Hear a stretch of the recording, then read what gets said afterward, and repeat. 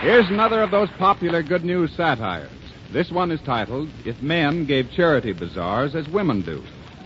Frank Morgan and Bob Young are just entering the club rooms of the Gentlemen's Educational and Poker Club, where the bazaar is to be held. Well, Morgan, I suppose you'll win prizes again for your wonderful cooking. You always do with these bazaars. Well, yes, you remember last year I won first prize for the best pickle? Oh, if I could only cook like you, I'd be the envy of every man in our neighborhood. Well, you mustn't forget, I was on the recipe squad at USC. Remind me one of these days. I'll give you my recipe for cauliflower peach herring parfaits. You've never eaten anything quite so zestful, tangy, tasty. Uh-huh. Oh, hello there, you two, Morgan and Young. How are you? Well, will you just looky who's here, Allan Jones. Why, Jonesy, where have you been? Lately? Good heavens, I haven't seen you since the sewing bee at Ayres. Morgan, what in the world have you done to your face? You look different. Oh, well, now, it's nothing really. I'm just wearing my mustache a little shorter. Adrian says it's all the thing this year. Well, I guess the small mustache is all right, but only if you smoke a big pipe. Don't you just hate to see a man with a small mustache smoking a small pipe? It looks so, well, sort of skimpy. Say, what do you fellas think of Hanley Stafford's mustache? Stafford's mustache? Oh, don't make me laugh, Jones. Do you mean that football brush he has over his upper lip? What's football got to do with it? 11 on each side. You're right, Morgan. I see more hair on a piece of bacon. Oh, say, Morgan, are you going to raffle off kisses at this bazaar? I should say not. No more kiss raffling for me. Not after what happened last time. You mean at our bazaar for the benefit of the Wandering Sailor's Rest? Yes, that's the time. Well, I was raffling off kisses for $10 apiece, and Meredith Wilson was over in a corner bootlegging them for $2.50. Oh, don't look now, fellas, but here comes Wilson, and will you look at that new suit? I guess his wife finally got a raise. Well, it's about time he got a new suit. If he wore that blue tweed outfit again, it would probably break off at the elbows. Well, hello, boys. Morgan, Young, and Jones. Well, I haven't seen you all summer. Oh, we've been at the beach for weeks. You know, Irene rented a little house out there for the children and me. Oh, you know what I like at the beach? That game they play on the boardwalk. It's called Oh Nerds. Game called Oh Nerds? I've never heard of it. Well, it costs 10 cents. You get a cardboard with some little beans, and they call out some numbers, then somebody else bingo, and then everybody else says, Oh, Nerds. Well, it sounds fascinating. Oh, gee, boys, isn't it just scads of fun doing this for sweet charity? I'll say. And here, just feast your eyes on this precious little Afghan I've brought to raffle off. And this tea cozy. It's hand crocheted. Why, it's beautiful. Oh, it's excellent. Wilson, don't tell us that you crocheted that yourself. No, Papa did it for me. Oh. He's one of the charter members of the Young Men's Crocheting, Knitting, Tatting Association. Why, he's champion in the knitting division. 40 rows an hour and never drops a stitch. Does he knit one, purl two method? No. He uses the overcast, drop one, pick up three, in and out weave. You know my Uncle Felix, the one who's a butcher? Well, he's like that. So handy with a needle. Even when he's sewing up a fowl, he hem stitches it. What did you bring, Jones? For the bazaar, I mean. Well, I've been slaving over a hot stove all morning, and I've made the most delicious, non-sinkable cruller. I baked a lovely cake. You baked a cake? Why, certainly. Well, who helped you to lift it out of the oven? I say... I'm a wonderful cook. Just look at this beautiful 3-layer sponge cake. What is that frosting, meringue? No, that's ungantine.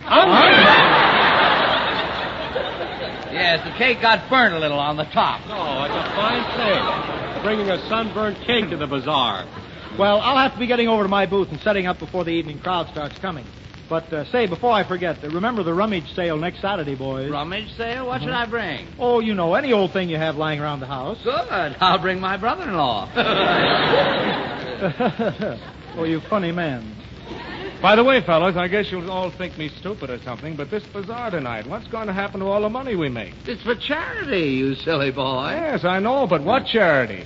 Well, it's for... Oh, you tell him, Young. Well, we've been reading about conditions all over the world, so we've appointed Morgan to go on a goodwill tour of Bermuda, and the money will go for his expenses. Bermuda? Yes, that's... Well, say, there's no trouble in Bermuda. I know, but this trip will do me so much good. Oh, hey, I want my cake.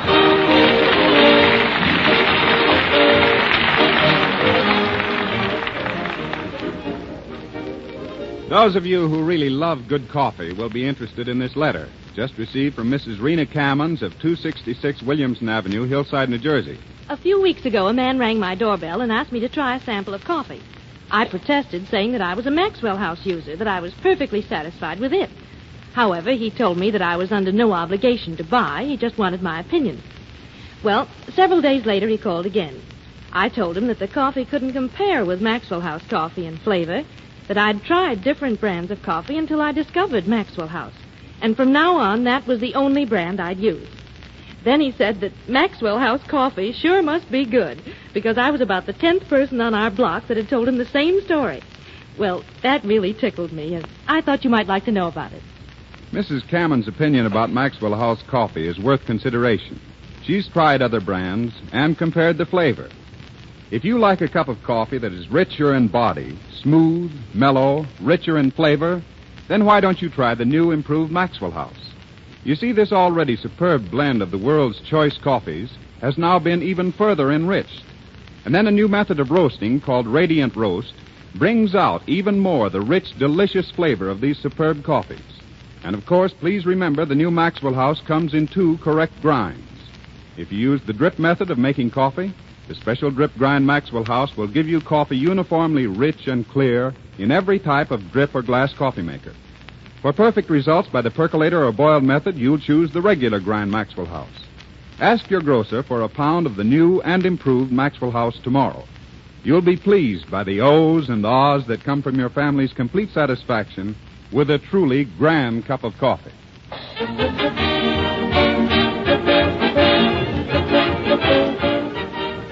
He's with us again this evening for some more football predicting. Francis Wallace.